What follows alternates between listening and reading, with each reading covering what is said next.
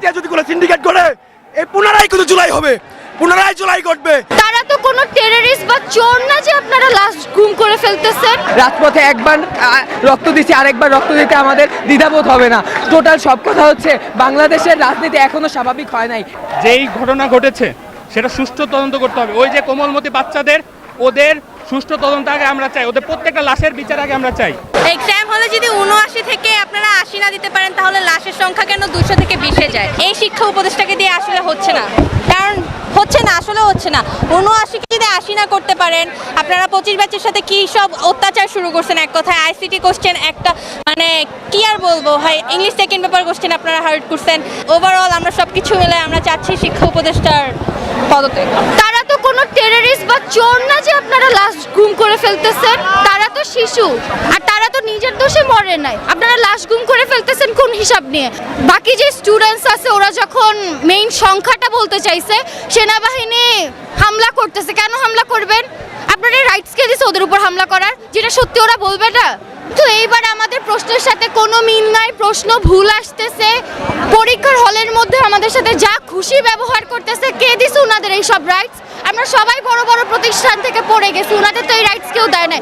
আমাদের নিজস্ব প্রতিষ্ঠানও আমাদের সাথে এইসব ব্যবহার করে না। ওনারা আমাদের হলের মধ্যে যেসব ব্যবহার করতেছে। যে বিমান একটা বিধ্বস্ত হয়েছে একটা স্কুলের সামনে, যেখানে ছোট ছোট বাচ্চা, ছোট ছোট মানুষ মারা, আমাদের ছোট ক্লাস 1-2 এ পড়ে। ওগুলো দেখার পরে আমাদের পড়ার আমরা ক্যাপাবিলিটি, আমরা পড়ার আমাদের মন মানসিকতা কই থেকে থাকবে? আমাদের যে ভাইয়েরা, যেই বোনেরা অসুস্থ হয়েছে, ছোট ছোট বাচ্চারা অসুস্থ হয়েছে, যাদের প্রয়োজনীয় চিকিৎসার প্রয়োজন, তাদের অবশ্যই সর্বোচ্চ চিকিৎসার ব্যবস্থা করতে হবে। দেশে যদি সম্ভব না হয় তাদের 24 ঘন্টার মধ্যে বিদেশে চিকিৎসার ব্যবস্থা করতে হবে। শিক্ষা ব্যবস্থা আজকে এমন জায়গায় গিয়ে আমাদের ঠেকেছে যেখানে টিকটকাররা আমাদের খাতা নিয়ে তারা রিলস বানাচ্ছে আর বলছে যে বড় ভাই বোনদের ভবিষ্যৎ আমাদের হাতে। এই বাংলাদেশ তো কখনো আমরা চাইনি। আজকে পরীক্ষার যেখানে শিক্ষা ব্যবস্থাকে সংস্কার করা উচিত ছিল, সেখানে আমাদের শিক্ষা ব্যবস্থাকে সংস্কার না করে শিক্ষার্থীদের উপর জুলুম করা হচ্ছে। কিভাবে জুলুম করা হচ্ছে? শিক্ষার্থীরা যখন সামান্য বেঞ্চের উপর বোতল রাখছে, তার ওই বোতল রাখার জন্য 1 ঘন্টা সময় তার খাতা কেড়ে নিয়ে যাওয়া হচ্ছে। কেন? এই শিক্ষা ব্যবস্থা তো আমরা কখনো চাইনি।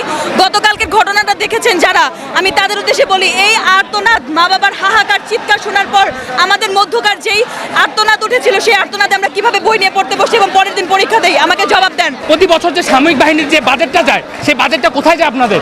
আজকের পর থেকে প্রত্যেকটা বাজেটের প্রত্যেকটা হিসাব দিতে হবে। আপনাদের অত্যাধুনিক অস্ত্র কিনতে হবে। এই 1980 সালে অস্ত্র দিয়ে হবে না।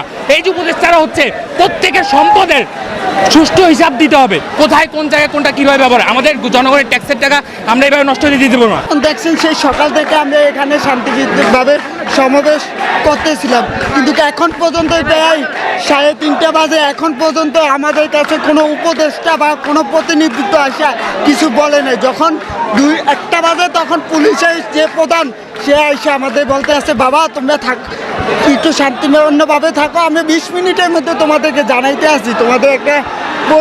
তোমাদের সাথে আমাদের উপদেষ্টায় কথা বলবে 20 মিনিট।